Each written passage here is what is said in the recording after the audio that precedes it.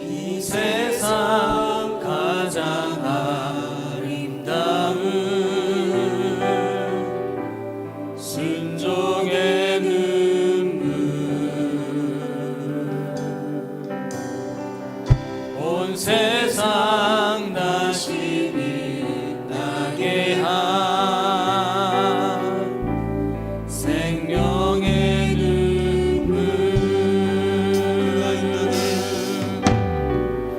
그가 이 땅에 오신 이유 죽어야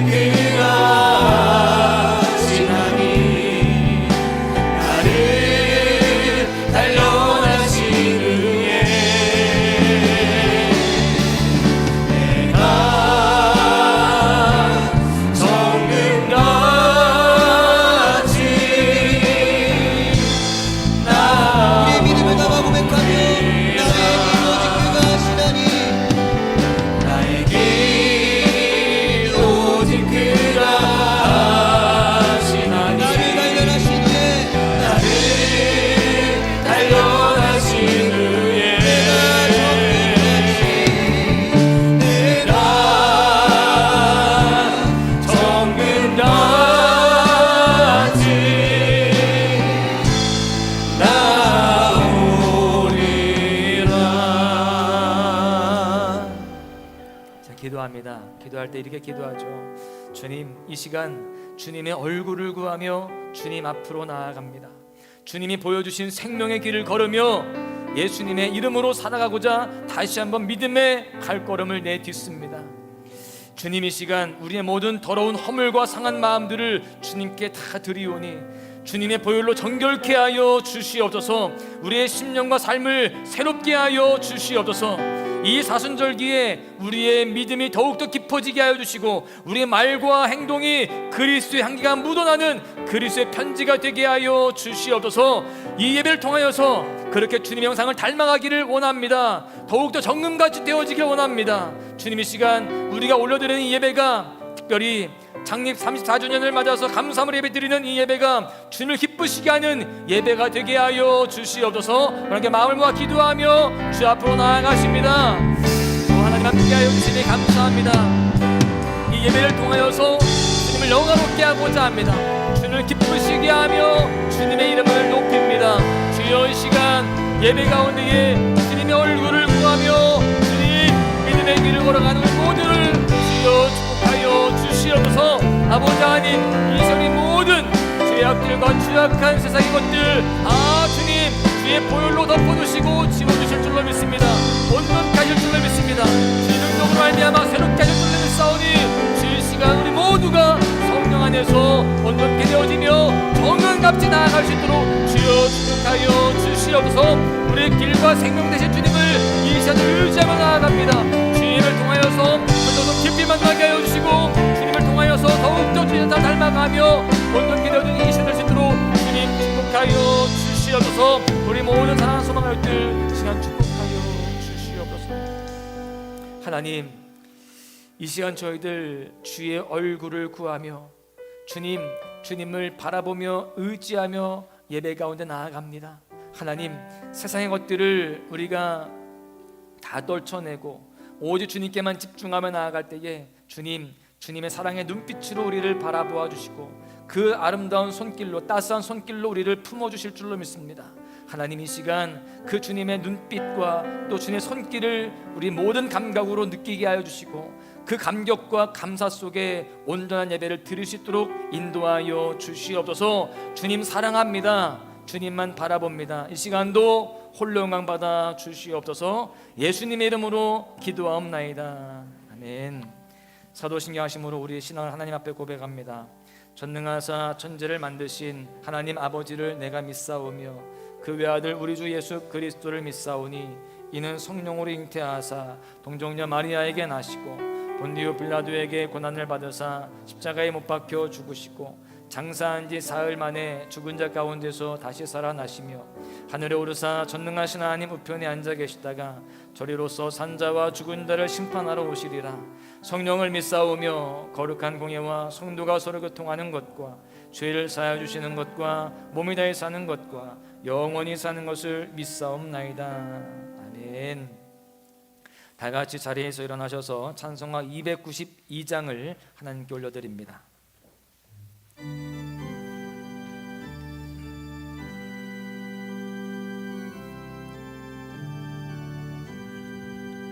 주 없이 살 수 없네 죄인의 구주여 그 귀한 몸의 피로 날 구속하소서 구주의 사랑으로 흘리신 보혈이 내 소망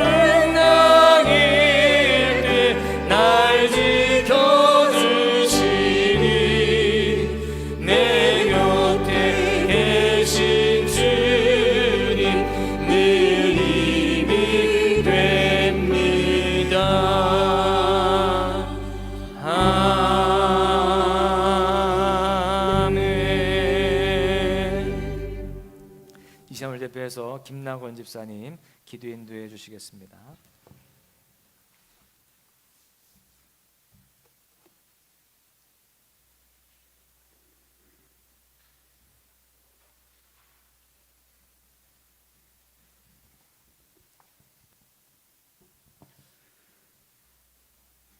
사랑과 은혜가 충만하신 하나님 아버지, 우리들 이 세상 살아갈 동안 주님의 은혜를 모르고 어리석은 인간의 지혜로 세상을 품으려 살아하였습니다. 하오나 주님께서 우리를 너무 사랑하셔서 우리 한 사람 한 사람 항상 지켜주시고 부족함이 없도록 돌봐주신 은혜 감사를 드립니다.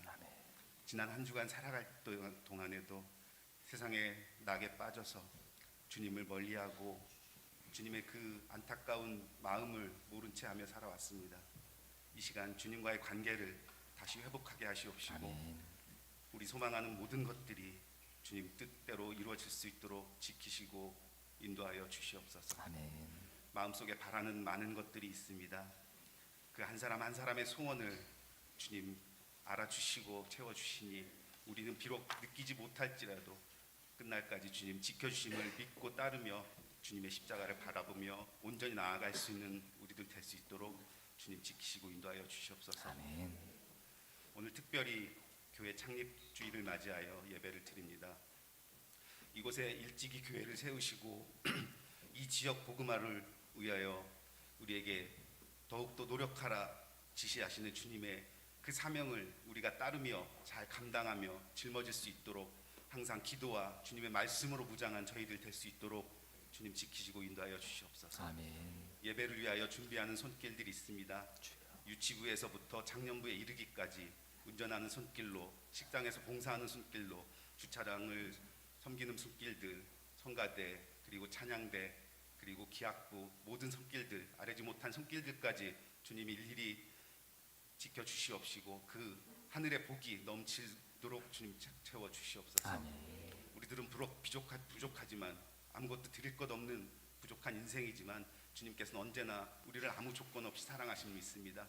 오늘 주님의 말씀을 들을 때 우리들 깨닫게 하시고 다시금 주님과 관계를 회복하는 귀한 역사가 이 시간 일어날 수 있도록 지켜주시옵소서. 아멘. 대원하시는 말씀 우리 마음속에 씨앗이 60배 100배 열매로 채워질 수 있도록 지켜주시옵시고 아멘. 그 말씀을 전하시는 목사님 위에 축복하사 사역하시는 모든 활동 중에서 복을 받게 하시옵시고 그 복을 함께 나누며 우리의 은혜가 될 수 있도록 주님 지켜주시옵소서. 아멘. 이제는 시작 시간이오니 마치는 순간까지 마귀 역사하지 않도록 주님 지켜주시옵시고 예배 가운데 함께하여 주시옵소서. 아멘. 예수님 받들어 기도드렸습니다.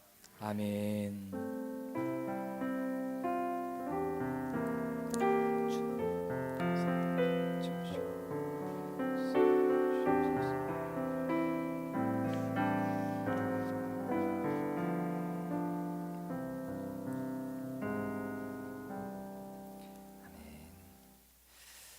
광고 시간입니다. 먼저 우리 3월의 암송 말씀을 함께 암송하는데요. 시편 23편 1절에서부터 4절까지입니다. 시작. 여호와는 나의 목자시니 내게 부족함이 없으리로다. 그가 나를 푸른 풀밭에 누이시며 쉴 만한 물가로 인도하시는도다. 내 영혼을 소생시키시고 자기 이름을 위하여 의의 길로 인도하시는도다. 내가 사망의 음침한 골짜기를 다닐지라도 해를 두려워하지 않을 것은 주께서 나와 함께 하심이라. 주의 지팡이와 막대기가 나를 안위하시나이다. 아멘.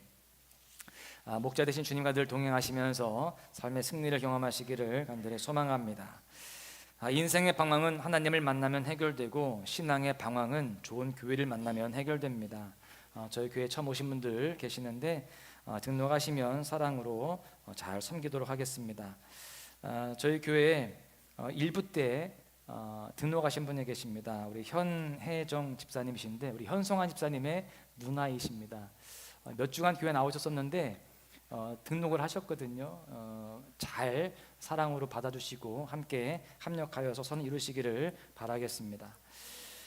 지금은 사순절 기간입니다. 예수님의 고난을 묵상하면서 주님과 동행하시는 삶을 살아가시기를 바라겠습니다. 사순절 특별 새벽기도회가 계속 진행 중에 있습니다.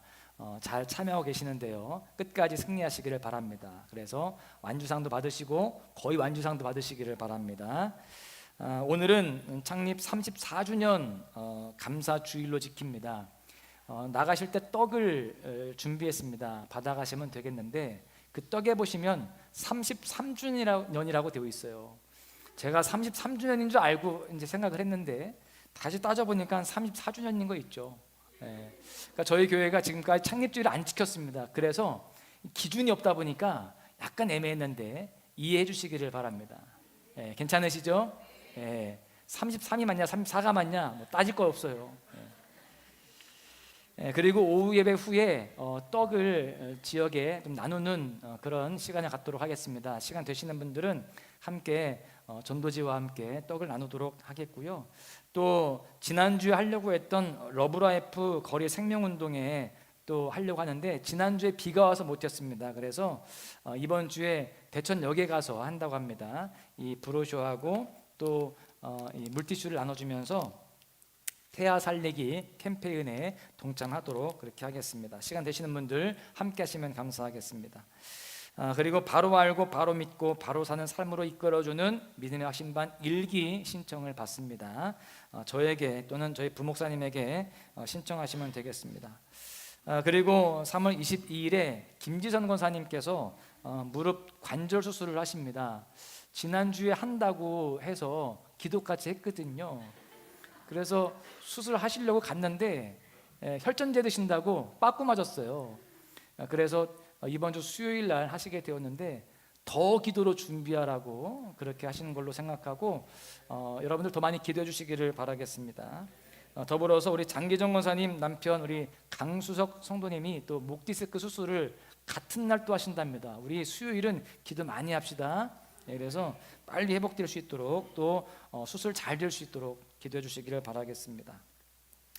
그리고 강경숙 권사님 우리 아들 우리 전태근 청년이 일본에 있는데 또 오늘 왔습니다. 저 뒤에 있는데 박수로 한번 환영하죠. 잘생긴 청년 누군가 했더니 강 권사님 또 아들이라는 거예요. 그래서 되게 반가웠습니다. 감사하고요. 먼 곳에 있지만 늘 믿음으로 승리하기를 기도하겠습니다. 금주 식사 또 설거지 봉사는요 여성 이목장, 구목장, 남성 이목장입니다. 감사하고요. 나머지 예배 담당 및 섬김은 주보를 참고하시면 되겠습니다. 이 시간 찬양하는데요. 이 시간 봉헌하는데요. 오늘은 특별히 하태원 권사님의 특별 찬양으로 이렇게 준비되어 있습니다. 특별 찬양 연주, 색소폰 연주 들으시면서 준비한 예물 드리시도록 하겠습니다. 박수 한번 하시죠.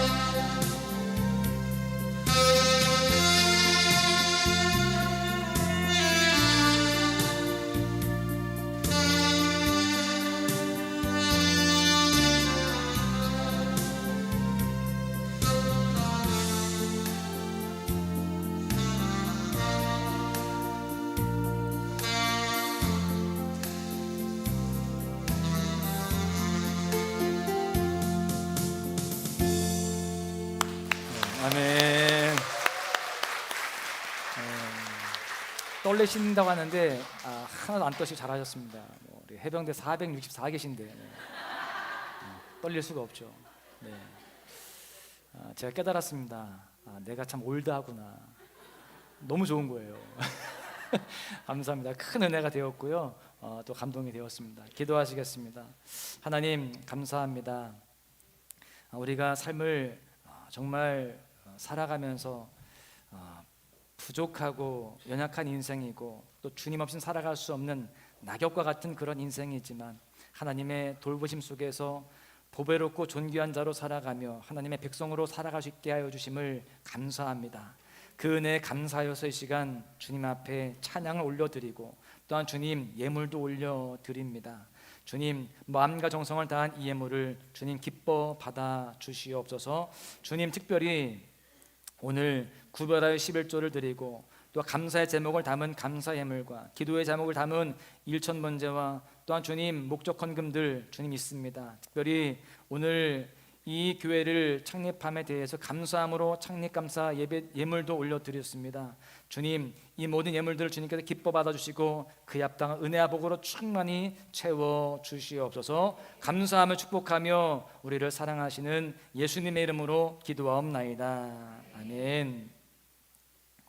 오늘 우리에게 주시는 말씀은 누가복음 23장 1절부터 7절까지 말씀입니다.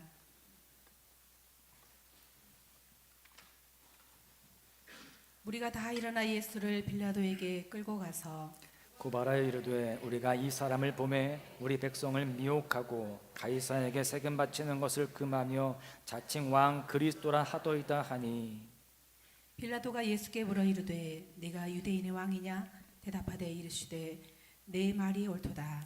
빌라도가 대제사장들과 무리에게 이르되 내가 보니 이 사람에게 죄가 없도다 하니 무리가 더욱 강하게 말하되 그가 온 유대에서 가르치고 갈릴리에서부터 시작하여 여기까지 와서 백성을 소동하게 하나이다. 빌라도가 듣고 그가 갈릴리 사람이냐 물어 헤롯의 관할에 속한 줄 알고 헤롯에게 보내니 그때에 헤롯이 예루살렘에 있더라. 아멘.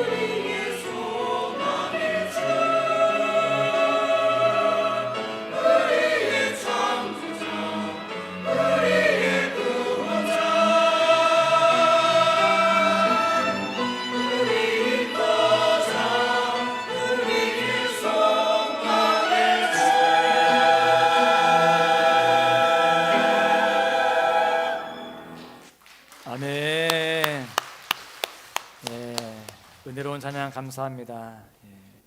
우리 옆 사람을 축복하시면서 인사하십니다. 당신은 예수님의 형상이십니다. 그런 당신을 주님이 사랑하십니다. 할렐루야. 인류의 시작과 끝 전부를 다 담고 있는 이 성경책을 보시면요, 평화의 시대가 처음 시작이 됩니다. 창세기 1장과 2장에 보시면 하나님께서 친히 창조하신 아름다운 이 세상의 모습들이 보여지고 있습니다. 그렇게 1장과 2장까지 평화롭다가 3장에서부터 그 평화가 깨지죠. 선악과 범죄 이후에 이 땅 가운데에는요, 이 죄악이 들어오게 되어지고 끊임없이 다투고 전쟁하는 평화가 깨진 상태가 되어지게 되었습니다. 지금도 우리는 그런 시대를 살아가고 있죠. 그러다가 성경의 맨 마지막이자 이 세상의 마지막이라고 할 수 있는 요한계시록 21장과 22장에 보시면 주님이 다시 오심을 통해서 성취되는 새 하늘과 새 땅을 통해서 다시 평화가 회복이 됩니다. 그러니까요, 이 성경책에 보시면 제일 처음 2장, 1장과 2장 창세기에, 그리고 맨 마지막에 2장 요한계시록 21장과 22장, 이 4장 빼고는 전부 다 평화가 깨진 상태다라는 것을 알 수가 있죠. 지금도 우리는 그 평화가 깨진 상태의 삶을 살아가고 있는데요, 여러분, 주님이 다시 오시는 그날 새하늘과 새 땅이 임하기 전까지 여러분, 인류 가운데에는 완전한 평화는 기대할 수 없습니다. 오히려 인류의 역사는요, 전쟁으로 진행되어 왔고 또 지금도 전쟁으로 진행되고 있으며 앞으로도 그렇게 될 것입니다. 지금 러시아와 우크라이나가 전쟁을 하고 있고요, 우리나라도 지금 분단된 상태에서 휴전 중이고요, 또 이 온 세계가 냉전 상태로 지금 굉장히 어려움을 겪고 있습니다. 여러분, 실제로 과거 역사를 보아도 우리는 이것을 분명히 알 수 있죠. 역사에서 배운 대로 바빌로니아 시대, 또 페르시아 시대, 징기스칸 시대, 알렉산더 시대, 히틀러 시대, 또 스페인, 영국, 일본, 여러분, 끊임없는 침략과 지배 문화 속에서 역사가 흘러왔음을 우리는 알 수 있습니다. 그 중에서 가장 영향력이 컸던 시대가 바로 로마 시대다라는 거죠. 세계 모든 길은 로마로 통한다라는 말이 나올 정도로 영향력을 크게 행사했던 시대가 바로 로마 시대입니다. 성경의 배경이 되는 이 이스라엘도요, 또 예수님도 그런 로마 제국의 영향을 받았습니다. 그래서 예수님의 시대의 배경은 로마 시대와 연결되어 있는 것이죠. 우리가 보고 있는 성경의 구약의 마지막 부분과 또 신약의 처음 부분, 말라기와 마태복음의 사이는요, 무려 400년간의 그런 간격을 두고 있습니다. 우리는 소위 그 시대를 중간 시대라고 이야기하죠. 여러분, 그때 이 중간사 역사를 보시면 제국의 역사가 이어지거든요. 그 맨 마지막이 바로 로마 제국입니다. 그래서 우리가 신약을 딱 펼쳐보면 이 로마 시대의 그 역사와 연결되게 되어 있는 것입니다.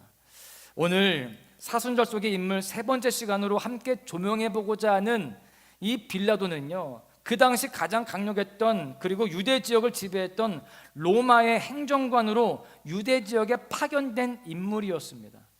그는 그렇게 예수님 시대에 있었기 때문에 성경에 등장하는 인물로 그렇게 나오게 되죠. 여러분, 그래서 그가 잘했다라고 한다면 그는 영원한 의인이 될 뻔했습니다. 그런데 그는 잘못했기 때문에 오늘도 우리가 예배를 드리면서 신앙 고백을 하면서 본디오 빌라도에게 고난을 받으사 십자가에 못 박혀 죽으시고 영원한 죄인의 상징으로 그렇게 등장하고 있습니다. 여러분, 우리가 살아가는 모든 역사와 시간은 항상 우리에게 선택의 기회를 제공합니다. 그래서 선택을 잘하는 사람들은요, 훌륭하게 되어지고 잘못 선택하게 되어지면 불행하게 되게 되는 것입니다. 그래서 프랑스의 철학자 장폴 사르트르는 이런 말을 했습니다. 인생은 B와 D 사이의 C다라는 말을 했어요. 우리가 잘 알고 있는 그런 격언인데요, B는 벌스고 D는 데스입니다. 그리고 C는 초이스이죠. 즉 우리의 인생은 벌스, 태어나서 데스, 죽기까지 초이스, 매 순간 선택을 하면서 살아간다라는 것을 의미하는 것입니다. 그래서 우리는 선택을 잘하고 살아가야 돼요. 이 시간 여러분들은 집에 있는 것을 선택하지 않고, 쉬고 TV 보고 내가 하고 싶은 것을 선택하지 않고, 비록 힘들지만 이 예배를 선택하고 주의 전에 나왔습니다. 할렐루야. 이 선택이 정말 가장 복된 선택인 줄로 믿습니다. 그런데 오늘 본문의 빌라도는요, 잘못된 선택을 하게 되었습니다. 함께 고백해 볼까요? 잘못된 선택을 한 빌라도. 오늘 이 빌라도에 대한 이야기를 우리가 이해하기 위해서는요, 그 당시 정치 상황을 먼저 알아야 할 필요가 있습니다. 그 당시에는요, 헤롯 정부가 있었습니다. 이 정부는요, 로마가 인정하는 유대의 정부였어요. 그런가 하면 총독부라고 하는 빌라도 정부가 또 있었습니다. 그러니까 이 유대라고 하는 이 작은 나라에 두 개의 정부가 공존하고 있는 상황이었습니다.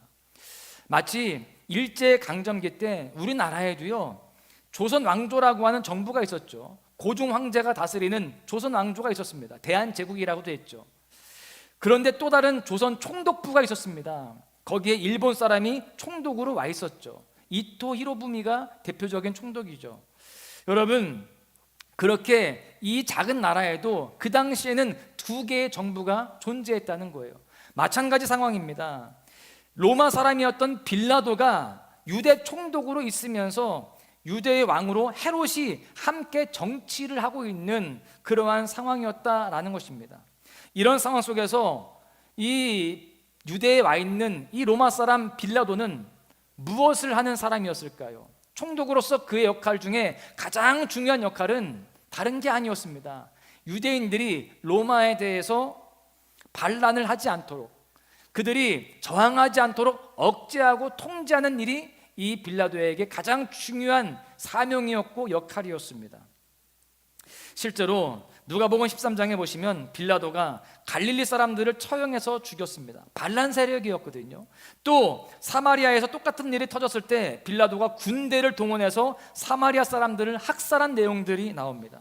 그렇게 로마에 대한 반란을 강력하게 진압하고 억제하는 역할을 이 빌라도가 했다라는 것입니다.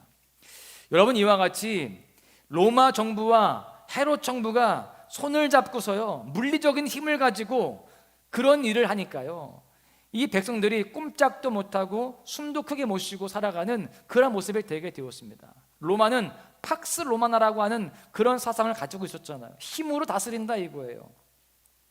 빌라도가 유대 나라의 총독으로 있었던 기간이요, AD 26년부터 36년까지, 즉 10년 동안 있었습니다. 그렇게 식민 정치를 했던 로마가 머리를 그래도 잘 쓴 게 있어요. 그게 뭐냐면요, 로마가 차지한 그 광대한 영토에서 그 정복한 국가들이 나름대로 자치권을 허용을 해준 겁니다. 그래서 이 유대도요, 로마의 빌라도 총독이 와 있었지만 다 통제하는 게 아니었습니다. 헤롯 왕의 자치 정부를 인정을 해줍니다. 그래서 특별히 세금 징수하는 그 권한도 헤롯에게 주는 거예요. 그래서 삭개오가 여리고 지방의 세리장으로 활동을 하죠. 그리고 예수님의 제자 중에 마태도 세관에 앉아 있었다라는 것을 볼 때에 그도 세리였음을 우리는 알 수 있습니다. 그리고 그 밖에도요, 민사 문제, 또 간단한 형사 문제 같은 것들을 다 알아서 할 수 있도록 맡겼습니다. 너희들이 알아서 해라, 자치권을 인정해 준 것이죠. 특별히 유대인들이 가장 중요하게 생각하는 것이 있었습니다. 바로 신앙이었죠. 그 신앙의 자유도 허용이 되었습니다. 그래서 회당을 짓고 마음껏 예배 드리는 일에 대해서 로마가 전혀 방해하지 않았습니다. 그런데 로마가 이렇게 자치권을 부여하는데, 신앙의 자유도 허락해 주는데 절대 양보하지 않는 이 법적인 내용이 있었습니다. 그게 뭐였냐면 사람을 죽이는 문제였습니다. 즉 사형법에 있어서는요, 로마의 고유 권한으로 뒀다는 거예요. 그러니까 사형은 아무리 헤롯 정부가 뭐 명령을 내려도 할 수 없는 거예요. 헤롯 정부는 안 됩니다. 이 로마에서 이 빌라도를 통해서 그 사형법을 실행을 할 수 있었다라는 것입니다. 이 유대에도요, 의회가 있었습니다. 산헤드린 공회라고 해서 72명에서 71명 정도 되어지는 그 구성원으로 되어 있는 의회가 있었단 말이죠. 그 의회에서 예수님에 대한 문제를 가지고 판결을 하는 겁니다. 그런데 이들은 예수님에 대해서 단순히 감옥에 보내고 또는 매 한번 때리고 끝나는 게 아니라 사형을 시키고 싶었던 거예요. 그래서 이 산헤드린 공회에서 예수님에 대한 문제를 가지고 회의를 했지만 결과가 나지 않는 겁니다. 사형을 시킬 수 없는 것입니다. 그들이 다룰 수 있는 문제는 종교적인 범주의 내용이었기 때문에 그렇습니다. 그래서 이들이 예수님을 데리고 누구에게로 가는 거예요? 빌라도 총독에게 가는 것입니다. 로마가 가지고 있는 이 법률적인 그 내용을 가지고 예수님을 사형시키고 싶었기 때문에 그렇습니다. 그래서 예수님의 재판 과정을 보시면 헤롯과 빌라도 법정을 왔다 갔다 하는 것을 볼 수 있습니다. 이 헤롯과 빌라도도요, 서로 자기 권한이 아니라고 핑계를 대면서 서로 떠넘기는 그런 상황이 되게 되었습니다. 빌라도는요, 이것은 종교적인 문제니 너희들이 알아서 해라. 우리가 종교적인 문제는 자유로 그렇게 주지 않았느냐? 왜 나한테 그러느냐? 그렇게 이야기하니까 또 헤롯은 그럽니다. 사람 죽이는 권한은 당신들에게 있지 않느냐? 이것은 로마법이다. 당신들이 판결을 해라. 거기다가 군중들도 이야기합니다. 우리에게는 사람 죽일 권한이 없으니 당신들의 그 법으로 이 예수를 죽이십시오. 그렇게 소리를 치고 아우성을 칩니다. 이 법에 대한 이 유권 해석의 문제 때문에 예수님은요, 묶여서 여기 갔다 저기 갔다 하는 그런 수모를 겪게 되는 것이죠. 여러분, 지금 이 무리들은요, 계속해서 빌라도에게 예수님을 사형을 시킬 수 있도록 그렇게 내용들을, 또 그 이유들을 만들어 주게 됩니다. 그 내용들이 오늘 본문에 나오는데, 이 사람이 가이사에게 세금 바치는 것을 금했나이다. 또 자칭 왕 그리스도라고 했습니다. 이런저런 이야기를 대는 거예요. 그런데 빌라도가 들어보니까 그런 고소를 하고 있지만 거기에 대한 확실한 근거는 없는 거예요. 그래서 이 모든 문제가 종교적인 문제에서부터 시작되었음을 깨닫고 이렇게 양심선언과 같은 판결을 내립니다. 내가 보니 이 사람은 죄가 없다. 그러니까 사람들이 더 난리를 칩니다. 사실 그 당시에 로마법에 의하면요, 신성모독죄는 죄가 아니었습니다. 그러니까 자칭 그리스도라고 해도 죄가 아니었다는 거예요. 로마법에 의하면 하나님이 있다고 하든지 없다고 하든지 그건 니들 마음대로 해라. 그러니까 종교적인 자유를 줬기 때문이죠. 사실 우리 대한민국도 그렇습니다. 신성모독죄는 죄가 될까요, 안 될까요? 여기서 누군가가 하나님 없다라고 한들 경찰이 잡아가요, 안 잡아가요? 그렇지 않다는 겁니다. 여러분, 지금 이 로마법에도 그렇게 되어 있었습니다. 그런데 로마법에서 정말 중하게 다루는, 무겁게 다루는 그러한 내용이 있었는데 그것이 무엇이냐? 바로 반역죄, 내란죄였습니다. 그래서 이 예수가 자칭 그리스도라고 합니다 라고 한 거에 대해서는 사실 별로 이 법적인 그런 이 효력이 없으니까 내란죄를 적용을 시키는 겁니다. 이 사람이 우리 백성을 미혹하고 저 갈릴리에서부터 시작하여서 여기까지 백성을 소동하게 하고 있나이다. 이것은 내란죄에 해당되는 거 아닙니까? 당신은 이미 갈릴리에서 또 사마리아에서 이런 일이 일어났을 때 사람들을 처형하지 않았습니까? 이 사람을 그냥 두면 안 됩니다. 어서 처형하십시오. 그렇게 지금 사람들은 아우성치고 이 빌라도에게 소동을 벌이고 있습니다. 계속해서 그렇게 예수님을 십자가에 못 박으라고 소리를 지르니까 빌라도가 또다시 한번 양심선언과 같은 선고를 내립니다. 오늘 본문과 이 병행구절이라고 할 수 있는 마태복음 27장 24절에 보십시오. 빌라도가 아무 성과도 없이 도리어 밀란이 나려는 것을 보고 물을 가져다가 무리 앞에서 손을 씻으며 이르되 이 사람의 피에 대하여 나는 무죄하니 너희가 당하라. 사람들 앞에서 물을 떠다 놓고요, 손을 씻는 종교적인 행위를 합니다. 이렇게 하는 빌라도의 이 심리 상태를 우리가 분석을 해보면 지금 빌라도는요, 마음에 두려움이 있어요, 없어요? 있는 것입니다. 그래서 괜히 예수님에 대해서 판결을 그렇게 내렸을 때 자기에게 재앙이 있을 수 있겠다라는 그러한 두려움 때문에 지금 이 종교 의식을 가지고 하고 있는 것입니다. 그러자 그것을 보고 있는 유대인들이 이렇게 대답을 합니다. 마태복음 27장 25절에 보시면 백성이 다 대답하여 이르되, 지금 전부 다 동의하고 있는 거예요. 다 대답하여 이르되 그 피를 우리와 우리 자손에게 돌릴지어다 하거늘, 이렇게 말합니다. 지금 무슨 말이냐? 괜찮습니다. 그 예수를 죽이는 것은 죄도 아니요 피 흘림도 아닙니다. 하나님께 충성하는 것입니다. 만약 그것이 죄가 된다라고 한다면 그 죄값을 우리에게 주십시오. 아니, 우리 자손들에게까지 주어도 좋습니다. 그렇게까지 이야기하는 겁니다. 그러던 중에 빌라도에게 이상한 일이 생겨요. 자기 아내가 빌라도에게 영적인 충고를 하는 상황이 생깁니다. 아까 말씀드렸던 병행 구절인 마태복음 27장 19절에 보시면 이렇게 되어 있습니다. 총독이 재판석에 앉았을 때에, 지금 총독 빌라도가 재판석에 앉아 있습니다. 대법관 자리에 앉아 있는 거예요. 그때에 그의 아내가 사람을 보내어 이르되 저 옳은 사람에게 아무 상관도 하지 마옵소서. 오늘 꿈에 내가 그 사람으로 인하여 애를 많이 태웠나이다 하더라. 여러분, 지금 이 말씀의 상황을 잘 한번 상상해 보십시오. 빌라도가 재판석 대법관 자리에 앉아서 피고인 예수님을 지금 놓고서 판결을 내리려고 하는 그런 찰나입니다. 많은 사람들이 그 판결을 주목하고 있는 상황이에요. 빌라도를 다 쳐다보고 있어요. 여러분들이 저를 지금 주목하듯이 지금 빌라도를 주목하고 있단 말이죠. 그런데 그의 아내가 보낸 사람이 와가지고 자기 꿈 얘기를 하고 있는 거예요. 여러분 생각해 보십시오. 제가 이렇게 여러분들이 집중하는 가운데 설교를 막 하고 있는데 제 아내가 사람을 보내서 또는 본인이 직접 와서 저한테 꿈 얘기를 여기서 하고 있다고 생각해 보세요. 이상하잖아요. 그렇죠? 안 이상해요? 예? 절대 그런 일이 없을 거라고 생각하니까 여러분들 뭐 반응이 없지만 그렇게 된다라고 한다면 이상한 거예요. 지금 빌라도의 상황이 그렇습니다. 어떤 이야기를 합니까? 꿈 얘기를 하는데 내가 보니 저 예수라는 사람은 아무 죄도 없는 사람입니다. 심지어 오늘 꿈에도 나타나서 내가 많이 괴로웠는데 당신은 이 일에 대해서 아무 상관도 하지 마세요. 괜히 큰일 납니다. 이렇게 이야기를 전달해 줍니다. 충고하는 거예요. 지금 보시면 빌라도에게는요 3가지의 소리가 들리고 있어요. 첫 번째 소리는 백성들의 큰 아우성 소리입니다.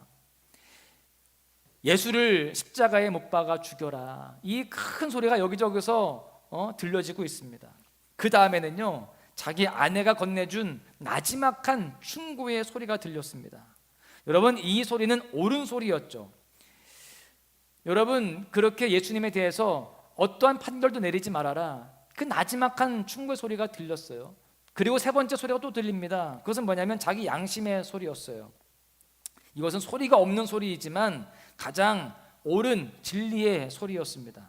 그런데 이 빌라도는요 이 들려오는 3가지의 소리들 중에서 가장 그릇된 소리를 선택하는 과오를 저지르게 되죠.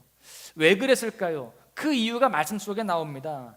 밀란이 나려고 하는 움직임을 이 빌라도가 포착했기 때문에 그래요. 아까 말씀드린 바와 같이 총독이었던 빌라도가 가장 중점적으로 해야 할 일이 뭐였어요? 밀란을 막는 거였습니다. 저항 세력이 없도록, 그렇게 내란이 나지 않도록 그것을 철저하게 관리하고 감독하는 일이 빌라도의 일이었는데 가만히 보니까 예수라는 사람 때문에 밀란이 나게 생긴 거예요. 그래서 빌라도는요 밀란이 나지 않게 하기 위해서 그 예수에 대한 판결을 사형으로 내리게 되는 겁니다. 여러분, 만약에 그 일로 인하여서 밀란이 나게 되어지면 이 빌라도에게는 굉장한 위기가 오게 됩니다. 원로원의 소원이 되어서 총독의 자리에서 물러나야만 되어지고요, 지금까지 쌓아온 그 명성을 하루아침에 잃게 되어지는 그러한 인생의 위기를 겪게 되게 되는 것이죠. 그래서 빌라도는요 그 옳은 소리들을 다 무시하고 그릇된 소리에 굴복하고 죄 없으신 예수님을 사형하라고 최종 판결을 내리게 되었다라는 것입니다. 이로 인하여서 빌라도가 얻은 것이 있어요. 2가지를 얻었습니다. 하나는 밀란을 억제했죠. 자기의 사명을 잘 감당한 거예요. 또 하나는 자기의 그 자리, 총독의 자리를 몇 년간 더 유지할 수 있게 되었습니다. 여러분, 그렇다면 이것이 정말 과연 잘한 것일까요? 정치적인 안목으로 보면 그는 정치적으로는 잘한 것입니다. 밀란을 막았고 자기의 정치 생명을 더 늘렸으니까 잘한 거라고 볼 수 있겠지만 여러분, 사실 그렇지 않습니다. 왜? 지금 온 세상의 이 성도들은 예배를 드릴 때마다 신앙 고백을 하고 있는데 그 신앙 고백 속에 빌라도를 저주하고 있기 때문에 그렇습니다. 오늘도 우리는 이 고백을 했습니다. 본디오 빌라도에게 고난을 받으사 그 빌라도에 대해서 저주를 했다라는 거예요. 제가 로마에 갔을 때 가이드가 해준 말이 기억이 납니다. 빌라도의 후손들이 있다는 거예요. 있겠죠, 그죠? 그 빌라도의 후손들이 있는데 그 후손들이 그 빌라도를요 족보에서 지웠대요. 그 이유가 무엇이냐? 그 빌라도의 후손들 중에 이탈리아에 예수 잘 믿는 크리스천들이 있는 거예요. 그런데 가만히 족보를 거슬러 올라가다 보니까 예수를 죽이는 데 있어서 판결을 내린 빌라도가 자기 아버지의 아버지, 할아버지인 거예요. 그거에 대해서 너무나도 수치스럽고 너무나도 부끄러웠습니다. 그래서 아예 족보에서 빼버린 겁니다. 삭제해버렸어요. 여러분, 한 국가의 통치자로 산다는 것은 하나님이 주신 기회라고 성경은 기록하고 있습니다. 그 기회를 올바르게 선용하고 옳은 일을 위해서 결단을 한다면 그 업적은 길이길이 칭찬의 대상이 되는 겁니다. 그런데 반대로요, 그 기회를 탐욕과 오만 그리고 자기 욕망 채우기에 급급하면 추악한 역사의 심판을 받도록 되게 되어 있습니다. 그런 관점에서 빌라도는요 영원히 빛나는 하나님이 주신 축복의 기회 가운데 있었습니다. 그가 10년간 총독으로 있는 그 시간 동안 예수님의 공생애가 이루어졌단 말이죠. 예수님을 직접 대면하여 만날 수 있는 기회가 있었고 예수님을 더 적극적으로 누구보다 앞장서서 도울 수 있는 그러한 권력도 가지고 있는 그런 사람이었다라고 한다면, 그가 더욱더 하나님 앞에 온전하였다라고 한다면 그는 역사적으로 달리 평가가 되었을 것입니다. 여러분, 그는 사실 축복의 시대를 살았던 인물이고 또 그 축복을 누릴 수 있는 기회도 있었던 사람입니다. 그런데 그 축복의 기회 속에서 축복의 권한을 올바르게 사용하지 못한 죄가 인류의 종말까지 가게 되는 비극을 낳게 되었습니다. 여러분, 만약에요, 물론 예수님은 끝내 십자가를 지시고 인류를 구원하시는 그 사명을 성취하셨겠지만, 그래도 그런 상황 속에서 빌라도가 자기의 그 권한을 활용하여서 예수님을 보호하려고 했다라고 한다면, 그리고 예수님이 십자가를 지신 이후에라도 자기 임기 동안 예수 믿는 사람들을 지켜주고 교회 세우는 일에 함께 동참했다라고 한다면, 헌신했다라고 한다면 지금 세계는요 그에 대한 평가를 달리 했을 것입니다. 정의로운 통치자였다, 믿음의 사람이었다라고 그렇게 칭찬을 했을 거라는 거죠.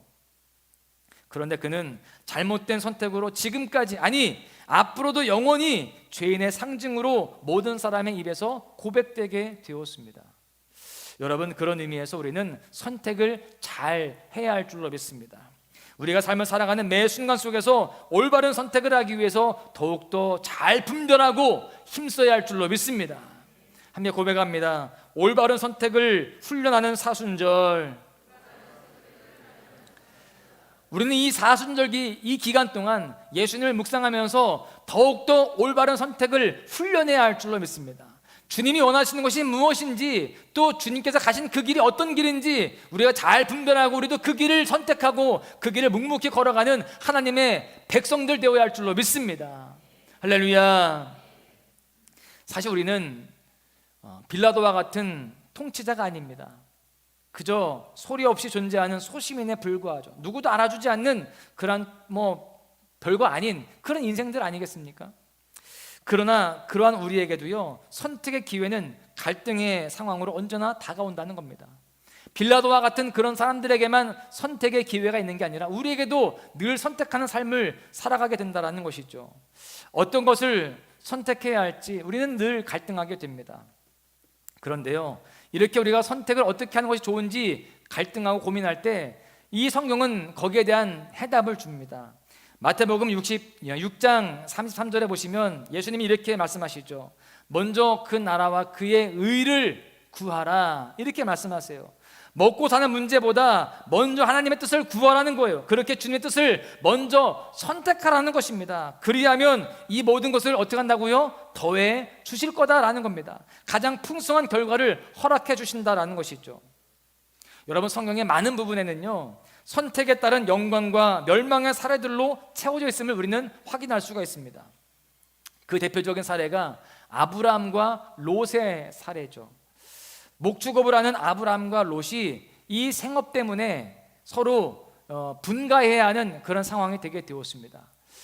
그의 목축업이 너무 잘 되다 보니까 이 목초지 때문에 서로 다투게 되는, 그 목자들이 다투게 되는 그런 상황이 되어서 서로 분가해야 되는 것이죠.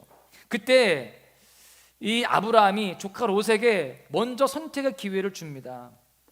너에게 선택권을 주겠다. 네가 선택을 먼저 해라. 그러면 나는 그 선택과 관계없이 다른 곳으로 가겠다. 네가 좌하면 나는 우하고 네가 우하면 나는 좌하리라. 이렇게 이야기를 해요. 여러분, 그러면 조카된 입장에서 어떻게 대답을 해야 맞을까요? 제가 롯이라고 한다면, 제가 이런 상황에서 대답을 해야 한다라고 한다면 저는 롯처럼 하지 않았을 것 같아요. 저는 조금 그래도 착한 편 같아요. 왜냐하면 만약에 이런 상황이 된다라고 한다면, 작은아버지 무슨 말씀이세요? 작은아버지가 그동안 나를 아들처럼 키워주셔서 이만큼 내가 성장했고 이만큼 내가 일이 잘 풀렸는데, 작은아버지 노년에 조금 더 좋은 곳에서 편안하게 여생 보내세요. 저는 아직 젊잖아요. 저는 어디에다 떨고 놔도 저는 더 잘할 수 있습니다. 작은아버지가 가르쳐 주셨잖아요. 저 열심히 살 테니까 작은아버지 먼저 선택하세요. 이렇게 얘기를 했을 것 같아요. 저라면. 진짜예요. 여러분, 그런데 롯은 그렇지 않았다는 거예요. 롯은요, 자기가 보기 좋은 땅을 먼저 선택합니다. 소돔과 고모라를 선택하죠. 여러분, 근데 그 결과가 어떻게 되었을까요? 먼저 좋은 땅을 자기가 차지하고 늙은 작은 아버지를 척박한 땅에 내쫓은 그 결과가 무엇이냐? 오히려 아브라함은 믿음의 조상, 열국의 아비가 되는 하나님의 축복을 누리게 됩니다. 그런데 반대로 롯이 선택해서 살았던 그 소돔과 고모라는요, 영원한 하나님의 심판의 대명사가 됩니다. 또한 세상에 많은 미련을 두었던 아내는, 롯도 그랬지만 아내도 그랬나 봐요. 아내는 더 심했나 봅니다. 그 아내는요, 소금 기둥이 되었다라고 성경은 기록합니다. 또 롯의 두 딸은 어땠을까요? 그들의 자녀들, 딸들은 어땠냐면요, 이런 생각을 해요. 우리가 성장한 처녀들인데 남자가 없으니 어떻게 하냐, 아버지라도 유혹해서 우리가 자식을 낳아야 되지 않겠느냐, 이런 생각을 합니다. 이 두 딸이 똑같은 생각을 하는 거예요. 그렇게 해서 아버지에게 술을 마시게 하고요, 동침을 하는 폐륜을 저지릅니다. 그렇게 해서 아들들을 낳는데요, 그들이 누구냐? 큰 딸의 자손이 바로 모압 족속이 됩니다.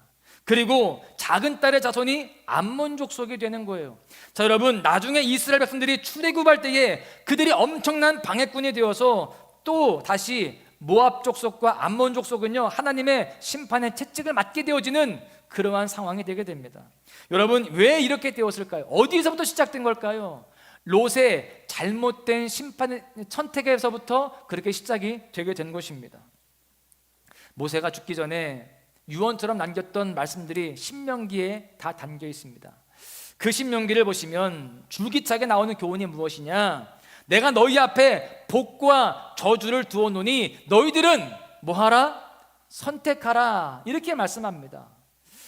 잘못된 선택은 지금 당장 좋아 보이는 것 같지만 절대로 실패하게 되어 있습니다. 반대로 옳은 선택은 지금 고난처럼 느껴지고 또 나에게 힘든 상황들을 주지만 결국에는 절대 승리한다는 거예요. 그래서 이 신명기의 말씀은요, 신학적으로 신명기 사관이라고도 이야기합니다. 두 갈래 길을 제시하고 있는 거예요. 순종하면 어떻게 한다는 거예요? 그 순종을 선택하는 순간 우리는 주님 앞에서 복을 받는다는 겁니다. 반대로 우리가 불순종을 선택하면 저주를 받는다는 거예요. 이 두 갈래 길의 이 신학이 성경 처음부터 요한계시록까지 계속 흘러가고 있는 것입니다. 여러분, 그래서 신명기에서 모세는요, 이 교훈에 대해서 기억하라 반복하면서 그렇게 강조하고 있는 것입니다. 여러분, 우리는 이 교훈을 기억해야 할 줄로 믿습니다. 잊으면 안 되는 거예요. 내 앞에 두 갈래 길이 있는데 내가 무엇을 선택할 것인가, 우리는 분명히 알아야 할 줄로 믿습니다. 먼저 그 나라와 그의 의를 구하는 순종의 삶을 선택하는 우리 모두가 되어야 할 줄로 믿습니다. 이 교훈을 우리는 이 사순절 속의 인물 빌라도를 통해서 더 선명하게 배울 수 있는 것입니다. 그래서 우리는 이 사순절을 보내면서 올바른 선택을 하는 삶을 살겠다라고 더욱더 결단하고 훈련하고 그 삶을 살아내야 할 줄로 믿습니다. 오늘은 세상으로 말하면 공휴일입니다. 쉬는 날이죠. 그런데 여러분은 지금 예배를 선택하셨습니다.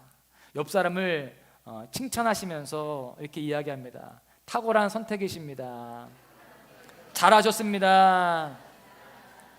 여러분, 이 탁월한 선택을 통해서 여러분들의 내면이 더욱더 온전해지고 삶에 축복이 임하게 될 줄로 믿습니다. 우리는 나를 유혹하는 세상에 많은 것들이 있지만 우리는 끊임없이 그 유혹들을 다 끊어내고 계속해서 하나님 앞에 예배 드리는 것을 선택하고요, 또 주님 앞에 기도하는 것을 선택할 수 있기를 바랍니다. 이 시간도 예배 드리는 것을 선택했습니다. 또 경제적으로 어렵지만 힘들지만 그럼에도 불구하고 구별하여서 하나님께 물질을 드리는 것으로 선택하였습니다. 여러분, 이러한 선택이 하나님 앞에 복이 되는 줄로 믿습니다. 우리는 이제 앞으로 더욱더 이렇게 하나님께서 원하시는 하나님의 뜻 가운데 선택하며 순종하며 살아가야 할 줄로 믿습니다. 그럴 때에 우리의 삶은요, 하나님의 도우심과 인도하심 속에서 절대 승리하게 되어지고 절대 축복을 누리게 될 줄로 믿습니다. 할렐루야. 말씀을 정리하겠는데요, 우리가 사용하고 있는 이 돈에는요, 그 나라 국민이 가장 존경하는 인물들이 그려져 있습니다. 이건 세계 어느 나라나 다 마찬가지인데요, 우리나라 이 화폐를 보시면은 이태계, 이율곡, 또 세종대왕, 심사임당 다 이렇게 그려져 있습니다. 여러분은 어떤 그림을 좋아하세요? 심사임당 좋아하세요? 그분을 존경하는 게 아니라 그 액수를 좋아하는 거잖아요. 미국 지폐에도요, 이 인물들이 그려져 있습니다. 달러에 인물들이 그려져 있는데 1달러에 조지 워싱턴이 있고요, 또 2달러부터 1000달러까지 있는데 이 1000달러 이 그림에 어떤 그림이 있느냐, 누구일까요? 뭐 우리나라 사람도 잘 모르는데 여러분, 이런 돈 많았으면 좋겠습니다. 그죠? 1000달러가 얼마나 좋아요? 이 인물이 누구냐면요, 클리블랜드 대통령입니다. 그만큼 위대한 인물로 존경을 받는다라는 것이죠. 이 클리블랜드 대통령에 대한 일화가 있는데 그 일화를 잠깐 소개하자면, 이 클리블랜드가요 20대 때는 아주 불량하게 살았습니다. 건달이었어요. 그냥 매일 술 마시고 또 도박하면서 그렇게 삶을 살아갔습니다. 마약도 하고 그런 방탕한 삶을 살았다는 거예요. 어느 날 일요일 아침이었습니다. 그날도 친구들과 방탕한 생활을 하고자 약속을 잡고 다른 친구와 함께 그 약속 장소로 가고 있는 길이었습니다. 그렇게 길을 가는 중에 그 가는 길목에 교회가 하나 있는 거예요. 그런데 그 교회에 이 간판에 그날 설교 제목이 쓰여 있는데 아주 직설적인, 아주 원색적인 그 제목이 쓰여 있었습니다. 죄의 값은 사망이다. 이 문구가 쓰여 있는데 이 클리블랜드 대통령의 이 눈에 그 문구가 확 들어왔습니다.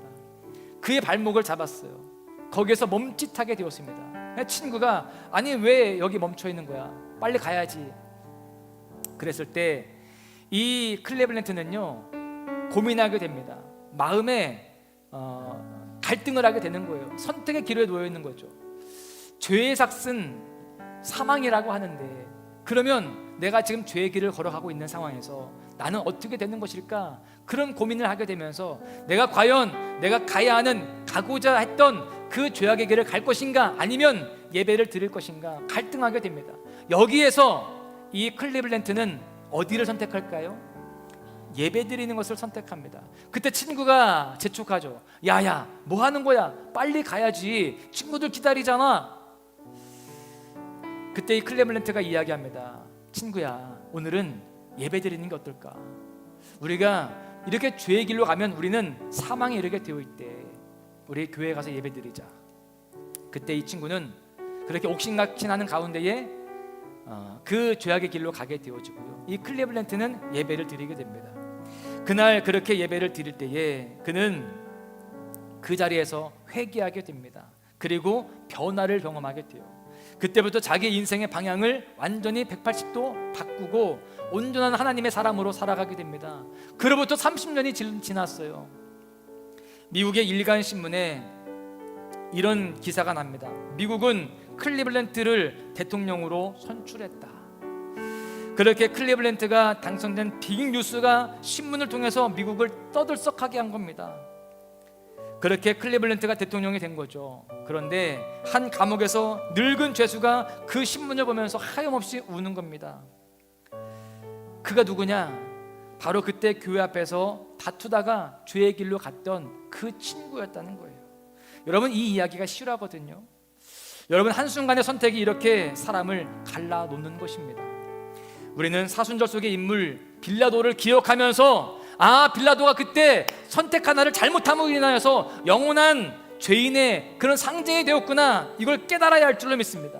선택이 중요하다는 거예요. 그래서 근본 사순절을 보내면서 우리가 올바른 선택, 주님이 원하시고 뜻하시고 바라시는 그것이 무엇인지를 우리가 잘 분별하고 그 선택을 하는 훈련을 끊임없이 해야 할 줄로 믿습니다. 그래서 더욱더 클리브랜드처럼 변화를 선택하고 거룩함을 선택하여서 믿음의 삶을 선택하고 예수 그리스도를 선택하고 십자가를 선택하여서 우리의 삶이 하나님의 은혜로 말미암아 최후 승리하는 삶이요 축복된 삶을 살아가야 할 줄로 믿습니다. 바라기는 우리 모두가 이렇게 지혜로운 선택자가 되어질 수 있기를 소망합니다. 그 가운데에 하나님의 더 큰 사랑을 받으시고 또 하나님의 축복의 자녀가 되시기를 주님의 이름으로 간절히 축원합니다. 할렐루야. 다 함께 자리에서 일어나셔서 함께 결단하며 찬양하겠는데요, 주님 말씀하시면 함께 찬양하시겠습니다. 주님 말씀하시면 내가 그 말씀 따라 내가 순종함으로 선택하겠습니다. 그 길이 비록 십자가 길이라 할지라도 내가 그 길을 선택하고 묵묵히 주의 길을 걷겠습니다. 결단하시면서 함께 찬양하시겠습니다. 주님 말씀하시면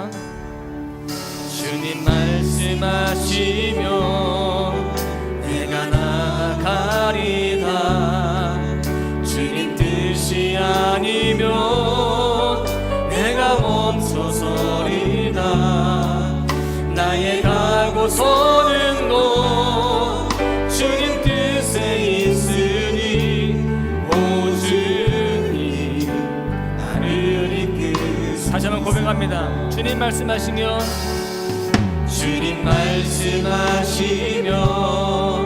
내가 나아가리다. 주님 뜻이 아니면 내가 멈춰서리라. 나의 가고 서는 곳 주님 뜻에 있으니 오 주님 나를 이끄소서. 아멘. 뜻하신 그곳에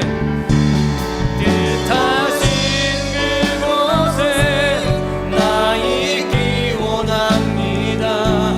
이끄시는 대로 순종하며 살리니 연약한 내 영혼 통하여 일하소서. 주님 나라와 그 뜻을 위해 다시 한번 고백합니다. 뜻하신 그곳에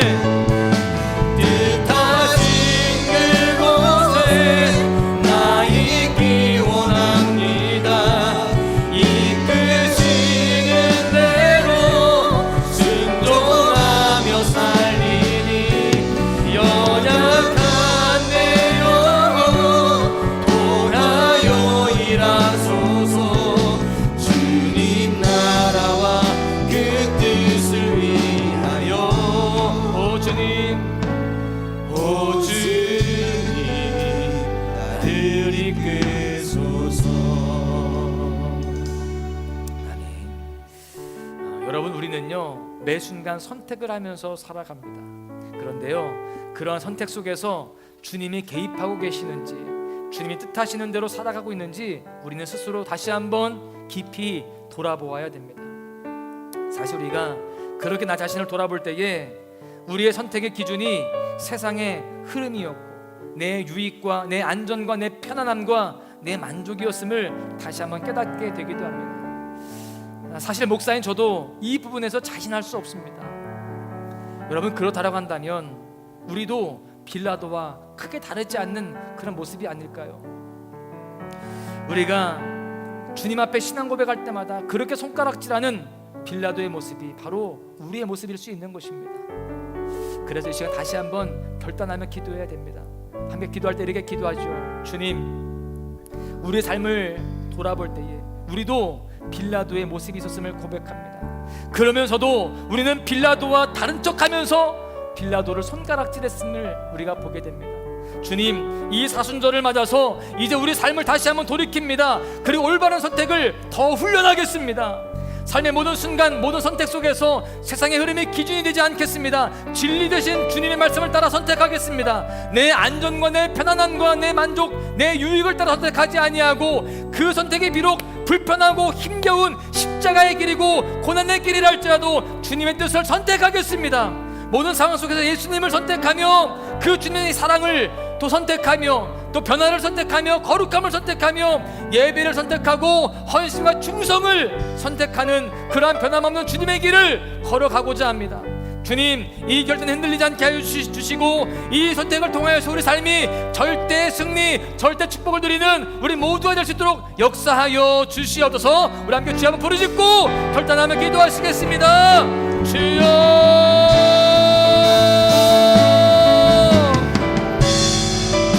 아버지 하나님, 우리의 모습을 돌아보니 우리가 그토록 손가락질했던 빌라도의 모습이 나의 모습이었음을 또한 보게 됩니다.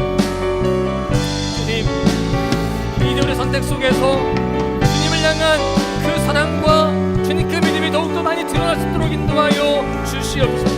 우리의 선택의 기준이 세상의 흐름이 되지 않겠습니다. 내 만족과 내 유익과 내 편안함과 내 즐거움이 아니라, 주님, 그 길이 비록 십자가의 길이라 할지라도, 그것이 고난의 길이라 할지라도 주님의 뜻을 분별하며 주님의 뜻을 따라 나아가시는 우리 모두가 되게 하여 주시옵소서. 거룩함을 선택하겠습니다. 믿음을 선택하겠습니다. 주님, 헌신과 충성을 선택하며 주님 앞에 나아가겠습니다. 주여, 그를 모두 소망하여 또 되어져서 주님 앞에 쓰임받게 하여 주시고 사랑받게 하여 주시고 주님의 절대 승리, 절대 축복을 경험하는 우리 모두가 되게 하여 주시옵소서. 주님, 우리의 모습을 주님 주관하여 믿습니다. 우리의 생각거리 마음과 우리의 모든 판단들을 주님 주관하여 주시옵시고, 주님, 이거 원하시는 무엇인지를 분별하고 나아갈 수 있는 그런 삶이 될 수 있도록 인도하여 주시옵소서. 주님 믿습니다. 주님, 우리의 삶과 우리 삶을 주관하여 주시옵소서. 하나님, 우리의 삶을 돌아보니 우리의 모습 속에 빌라도의 모습이 보입니다. 주님, 그토록 우리가 신앙 고백할 때마다 손가락질하고 또 그렇게 우리가 비판하였는데, 주님, 나도 그런 존재였음을 깨닫습니다. 주님, 용서하여 주시옵소서. 이제 주님, 나의 선택 속에서 주님이 기뻐하시는 뜻이 무엇인지를 분별하고 먼저 그 나라와 그의 의를 구하는 삶이 되게 하여 주시옵소서. 그것이 비록 십자가의 길이고 고난의 길이라 할지라도, 내 인간적인 만족과 또 세상의 흐름과는 다를지라도, 내가 편안하지 않고 오히려 불편한다 할지라도 그 길을 선택하며 살아갈 수 있는 믿음의 사람들이 될 수 있도록 우리를 붙잡아 주시옵소서. 아버지 하나님, 이 사순절기에 그렇게 훈련하겠습니다. 더욱더 주님 앞에 바로 서는 그런 삶을 살아가겠습니다. 주님, 어떤 상황 속에서도 예수 그리스도를 선택하고 거룩을 선택하고 또한 주님, 예배를 선택하고 헌신과 충성을 선택하는 하나님의 백성으로 살아가게 하여 주시옵소서. 주님, 우리가 오늘 창립주일을 맞았습니다. 주님, 우리가 지금까지 주님께서 원하신 것이 무엇인지를 잘 분별하는 가운데에 이 교회가 34년을 지나왔습니다. 앞으로의 모든 시간들 속에서도 하나님께 더 충성하겠다라고 우리가 헌신하고 또한 주님 앞에 봉사하겠다라고 선택하고 나아갈 수 있는 우리 교회가 되어지게 하여 주시고, 예배를 통하여서 주님 앞에 기쁨을 드리고 영광 돌려드리는 이 재단 될 수 있도록 주님 축복하여 주시옵소서. 이 소망예단에 발걸음하는 모든 사람들이 하나님의 은혜를 누리게 하여 주시고 심령이 새로워지며 주님 승리를 경험하도록 주여 이 재단을 축복하여 주시옵소서. 이제는 우리 구주 예수 그리스도의 은혜와 하나님의 그 크신 사랑하심과 성령님의 교통하심이 이제 말씀을 듣고 하나님께서 기뻐하시는 선택을 하며 살아가기로 결단하고 세상으로 나아가는 모든 심령들 머리 위에, 저들의 가정과 일터와 또한 학업과 비전과 모든 삶의 영역들 위에 이제부터까지 함께 하시기를 간절히 축원하옵나이다. 아멘.